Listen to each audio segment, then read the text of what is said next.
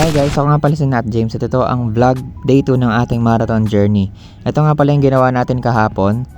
So naka 5.7 kilometers tayo sa loob ng 1 hour and 5 minutes na walk and run. So mamaya hindi na tayo maglalakad at ititry natin mag full run ng 5 kilometers. Ayun nga, so mukhang babagyo pa niyan. Pero buti na lang hindi pa natuloy, so nakatakbo pa tayo bago bumagyo. So ayan, sinot ko na nga yung mga anik-anik ko dyan, katulad nung smartwatch, pati yung earphones. So may nakita nga pala akong pinost ng ASICS sa website nila na 10 pre-run warm-up exercises.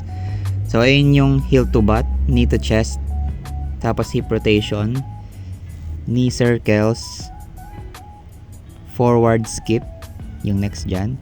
Yan, ginawa ko pa rin kahit medyo masikip sa kwarto ko. Shoulder rolls, arm circles,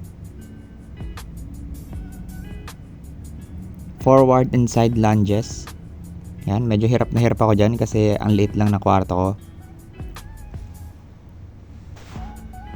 Tapos mountain climbers. Hindi ko pa alam kung tama yung ginagawa ko dyan. Tapos yung leg swings naman na nakalagay sa ASICS, sinama ko na lang din yung nakita ko sa TikTok para madami akong pre-warm up exercise na gagawin. So ayun, bago ako mag-start tumakbo, naglakad muna ako ng mahigit 0.3 kilometers bago ako tuluyang tumakbo. So dito, nung nag-start na ako tumakbo, naramdaman ko agad yung pagod. Lalo na nung mga magwa 1.3 kilometers na ako. So sa next video, maririnig nyo yung hingal ko.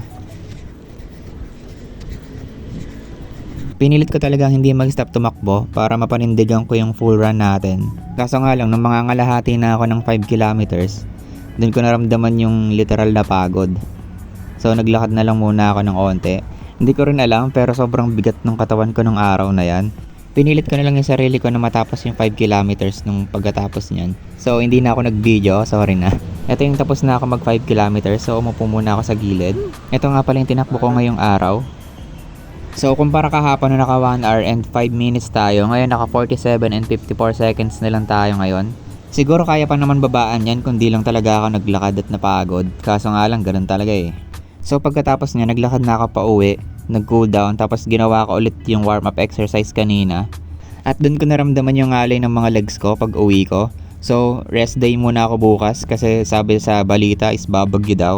So tatry ko na lang muna bukas mag-exercise dito sa loob ng bahay para na rin siguro makapagpahinga yung mga paa ko. So yun lang muna, bye!